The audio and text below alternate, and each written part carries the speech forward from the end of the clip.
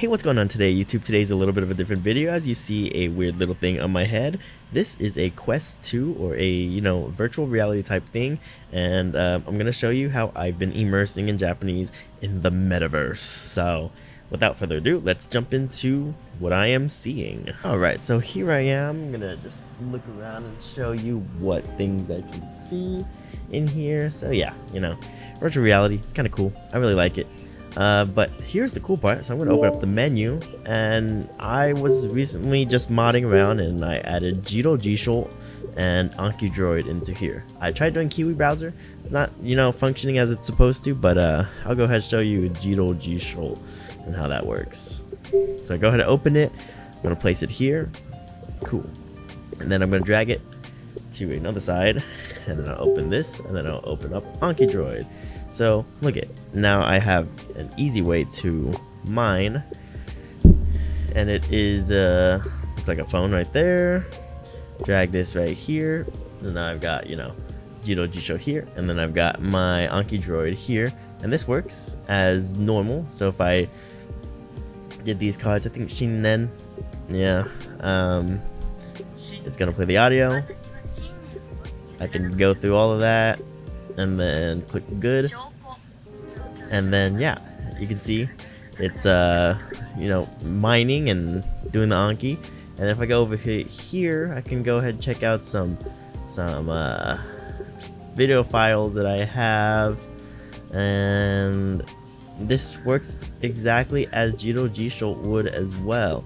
The scrolling is kind of weird. It actually doesn't really work too well with the scrolling. It's super slow, so that's one thing that it's a little bit doesn't work as well. But if I go into one of these and I need to search up the definition of a word, let's find a word. Let's go ahead and pause it. It's gonna act exactly the same here as it would if I were using it on a phone. And then I can even export the current context to Anki, and watch, it's gonna load it. I have the deck that I have here, so it does in fact sync over here, so I can sentence mine. I'm gonna export it, and then you'll see over here in my Anki Droid, it's going to have one new in the substress rest, which is where I mined it to. So this is pretty cool. I'm not gonna lie, I can be laying down in bed and mining with two screens in front of me. I can move it around anywhere that I want. I can resize the video player in case I want to look at something huge. It's kind of too big here. I can change the Anki Droid as well. Do all these little cool little things. Make it small here.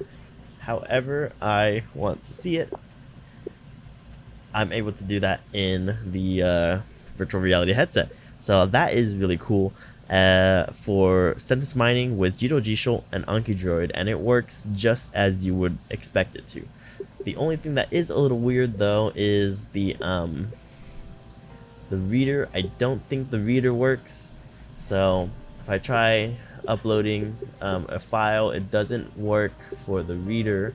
So that is, I think that's one thing. It's a bug between when you import APKs into a modded VR headset, it's not able to access files. I don't know why. I have to do a little bit of digging on that, but if you go into the viewer, or the dictionary, I mean, you can change what dictionary you want to do by doing manage dictionaries. You can do import, and then after some things, it'll go to a file browser, and then you can look it up. Here's the file browser, and you can find wherever you downloaded it. In my case, I had it in downloads, and then you've got these here.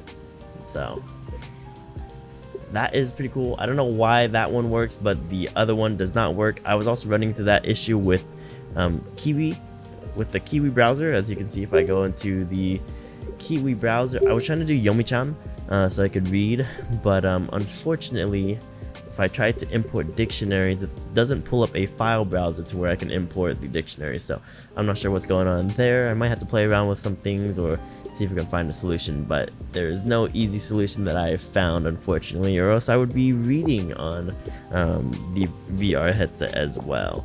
So this is all pretty cool. Sorry about that, I just hit the microphone.